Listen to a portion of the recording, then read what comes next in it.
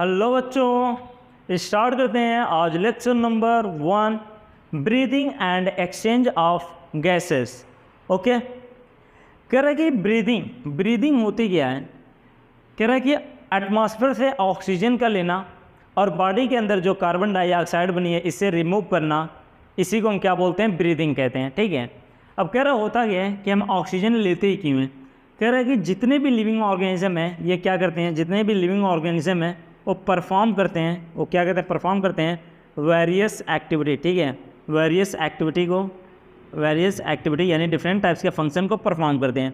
अभी जो different types के फंक्शन को ये परफॉर्म कर रहे हैं इसके लिए इन्हें किसकी ज़रूरत पड़ती है, एनर्जी की ज़रूरत पड़ती है। ठीक है, इसके लिए इन्हें क्या चाहिए, एनर्जी चाहिए।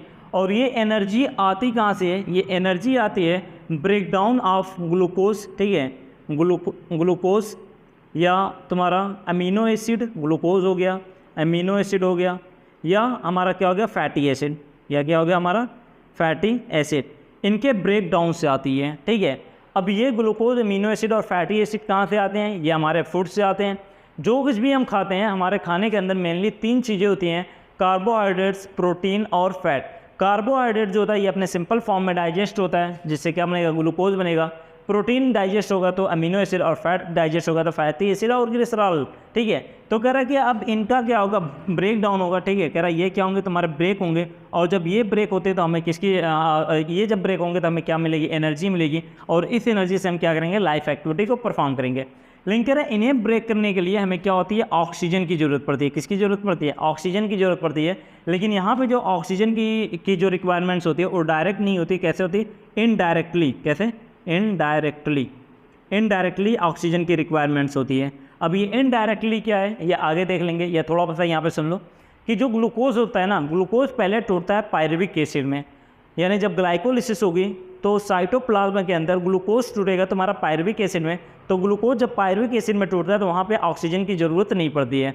जब पायरुविक एसिड तुम्हारा माइटोकॉन्ड्रिया के अंदर जाएगा और क्रेब्स साइकिल चलेगी तो वहाँ पे ऑक्सीजन की ज़रूरत पड़ती है। ठीक है, तो इसीलिए कहते हैं कि जो ग्लूकोज, ठीक है, ग्लूकोज, अमीनो एसिड और फैटी एसिड है, ये क्या होते हैं, ब्रेक होते हैं, और इनको ब्रेक करने के लिए ऑक्सीजन चाहिए। लेकिन ऑक्सीजन जो होती है वो डायरेक्ट नहीं चाहिए, इनडायरेक्ट चाहिए, यानी इनडायरेक्टली ऑक्सीजन की रिक्वायरमेंट्स होगी, और टूटेगा तो क्या बनेगा, एनर्जी मिलेगी, और क्या बनेगा, तुम्हारा कार्बन डाइऑक्साइड बनेगी। ठीक है, तो कह रहा है ये जो एनर्जी बनी है ना, इस एनर्जी का यूज़ हमने क्या कर लिया, परफॉर्म करने के लिए, वेरियस एक्टिविटी परफॉर्म करने के लिए यूज़ कर लिया।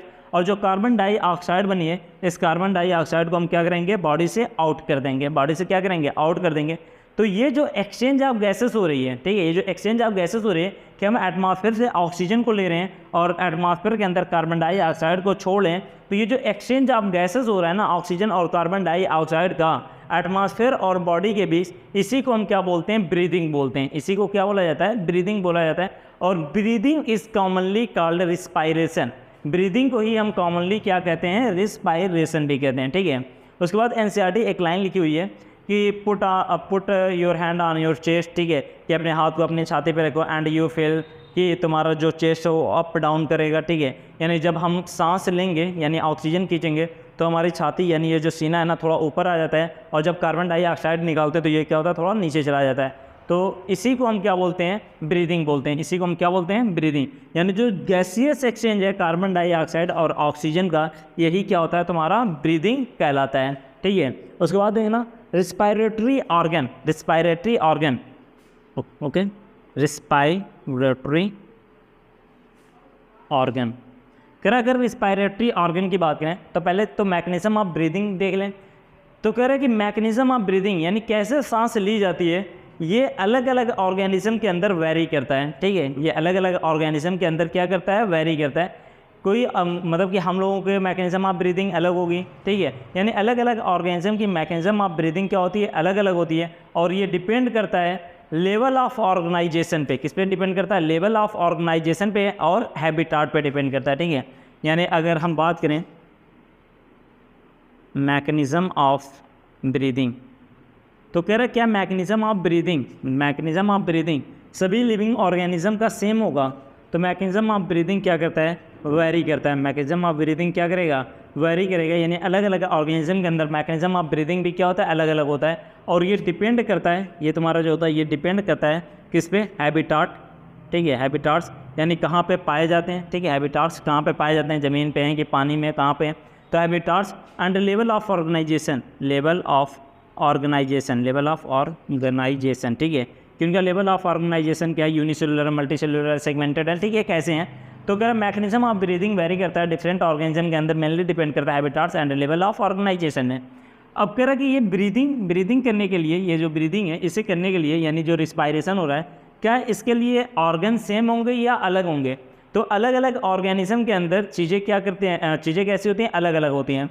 जैसे अगर हम लोअर इन्वर्टिब्रेट्स की बात करें, ठीक है, अगर हम किसकी बात करें, लोअर इन्वर्टिब्रेट्स, ठीक है, लोअर इन्वर्टिब्रेट्स की बात करें, लोअर इन्वर्टिब्रेट्स एग्जांपल क्या है तुम्हारा, जैसे तुम्हारा स्पंज हो गया, ठीक है, स्पंज हो गया, सिलेंट्रेट हो गया, ठीक है, सिलेंट्रेट, और फ्लैट वॉर्म। तो कह रहा है कि अगर हम इनकी बात करें, ठीक है, स्पंज, सिलेंट्रेट, फ्लैट वॉर्म, ये सब तुम्हारे क्या होते हैं, लोअर इन्वर्टिब्रेट्स होते हैं। और ये जो एक्सचेंज ऑफ गैसेस कर रहे हैं ना, ऑक्सीजन और कार्बन डाइऑक्साइड का जो एक्सचेंज करें, ये इंटायर बॉडी सरफेस से करते हैं। यानी अपने बॉडी के किसी भी सरफेस से ये क्या करेंगे, ऑक्सीजन ले लेंगे और कार्बन डाइऑक्साइड क्या करेंगे, रिमूव कर देंगे।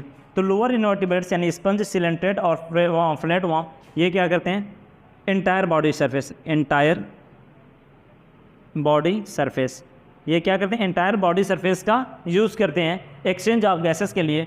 और जी किस प्रोसेस से करते हैं, बाय सिंपल डिफ्यूजन। कैसे करते हैं, बाय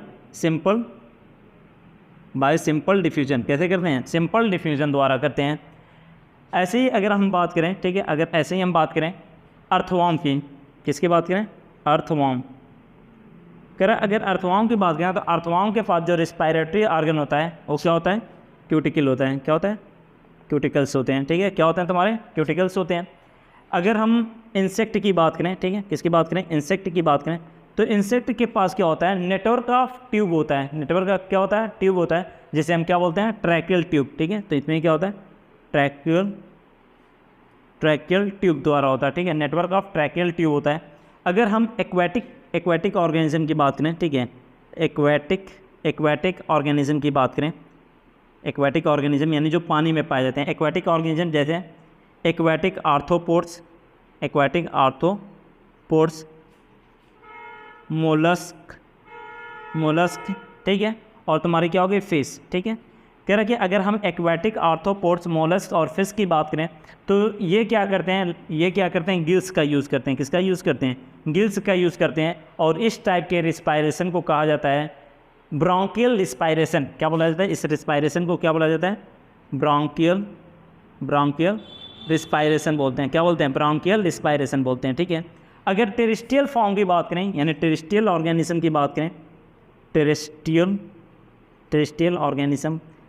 ऑर्गेनिज्म यानी जो ज़मीन पे पाए जाते हैं, तो टेरेस्ट्रियल ऑर्गेनिज्म की बात करें जैसे तुम्हारा एम्फीबियन, ठीक है, क्या होगा तुम्हारा, एम्फीबियन, रेप्टाइल, बर्ड्स और मैमल्स, ठीक है, और तुम्हारे क्या होगा, मैमल्स। तो कह रहा है अगर हम टेरेस्ट्रियल ऑर्गेनिज्म यानी एम्फीबियन, रेप्टाइल, बर्ड्स और मैमल की बात करें तो ये क्या करते हैं, ये यूज़ करते हैं किसका, लंग्स का। ये किसका यूज़ करते हैं, लंग्स का यूज़ करते हैं। और ऐसे रिस्पायरेशन को हम क्या बोलते हैं, पल्मोनरी रिस्पायरेशन। क्या बोला जाता है, पल्मोनरी रिस्पायरेशन बोलते हैं, ठीक है। इसे क्या बोलोगे, पल्मोनरी रिस्पायरेशन बोलोगे। कह रहा है कि जो तुम्हारा एम्फीबियन होता है ना, एम्फीबियन लाइक फ्रॉग, ठीक है, कह रहा है एम्फीबियन लाइक फ्रॉग। कह रहा है कि अगर हम फ्रॉग की बात करें तो फ्रॉग जो होता है ये लंग्स से तो रिस्पायरेशन करता ही है। फ्रॉग जो होता है ये अपनी मॉइस्ट स्किन से भी करता है। फ्रॉग जो होता है ये किससे करता है, अपनी मॉइस्ट स्किन से भी ये क्या करता है, रिस्पायरेशन करता है। और अगर मॉइस्ट स्किन से रिस्पायरेशन कर रहा है तो ऐसे रिस्पायरेशन को क्या बोला जाता है, क्यूटेनियस रिस्पायरेशन। क्या बोला जाता है, क्यूटेनियस रिस्पायरेशन बोला जाता है। यानी अलग अलग ऑर्गेनिज्म के अंदर रिस्पायरेटरी ऑर्गेनिज्म क्या है, अलग अलग होते हैं। अलग अलग ऑर्गेनिज्म के अंदर रिस्पायरेटरी ऑर्गन क्या होते हैं, अलग अलग होते हैं। एंड मैकेनिज्म ऑफ ब्रीदिंग भी क्या होता है, अलग होता है।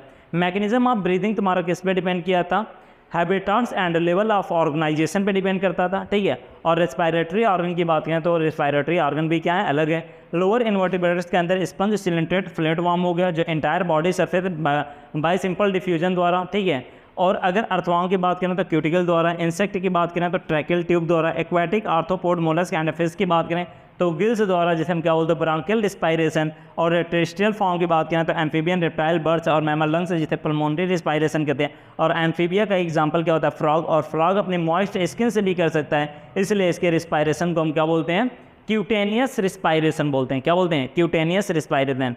ठीक है, इसे नोट कर लीजिए।